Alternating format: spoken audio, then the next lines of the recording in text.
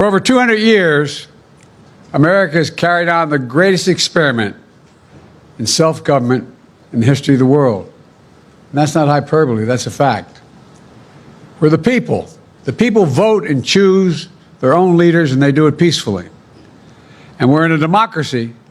The will of the people always prevails.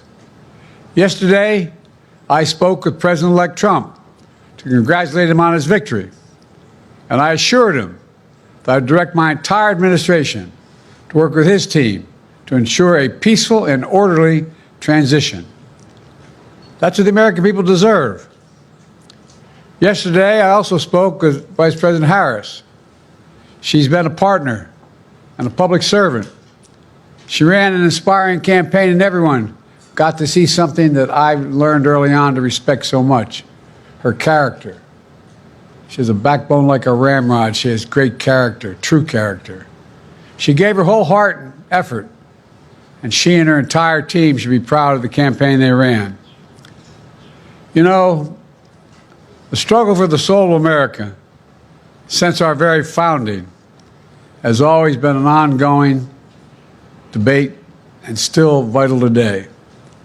I know for some people, it's a time for victory, to state the obvious. For others, it's a time of loss. Campaigns are contests of competing visions. The country chooses one or the other. We accept the choice the country made. I've said many times, you can't love your country only when you win.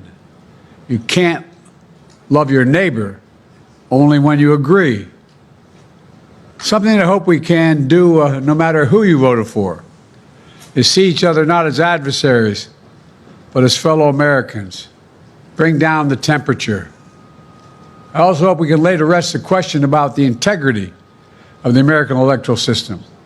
It is honest, it is fair, and it is transparent.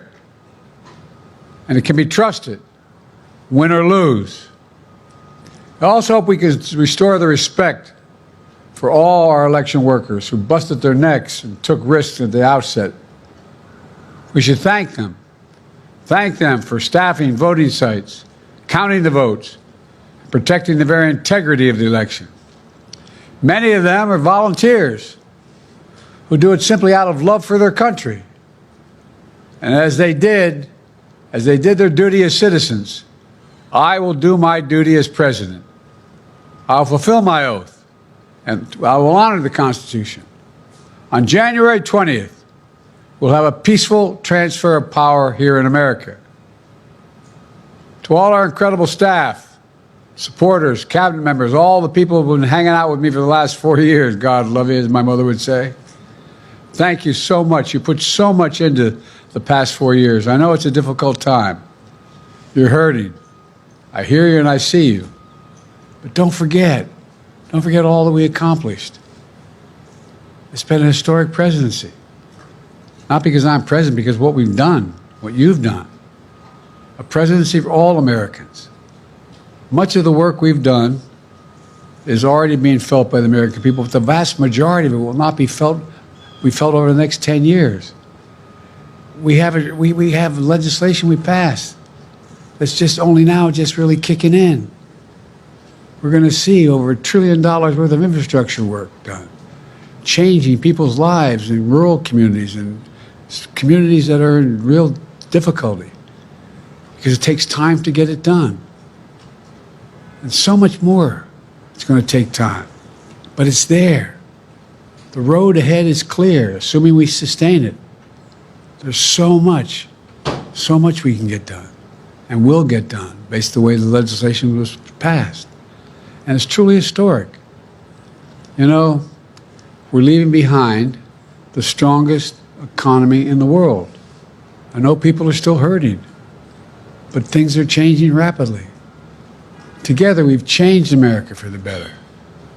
Now we have 74 days to finish the term, our term. Let's make every day count. That's the responsibility we have to the American people. Look, folks, you all know it in your lives. Setbacks are unavoidable, but giving up is unforgivable. Setbacks are unavoidable, but giving up is unforgivable.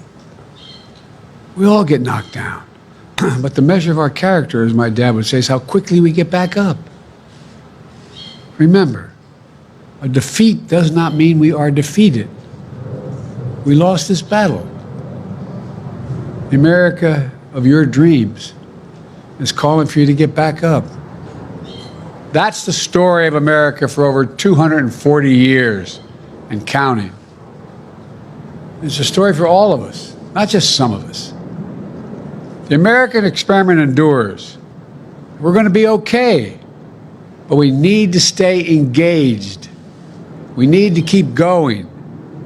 And above all, we need to keep the faith. I'm so proud to have worked with all of you. I really mean it. I sincerely mean it. God bless you all. God bless America. And may God protect our troops. Thank you, thank you, thank you.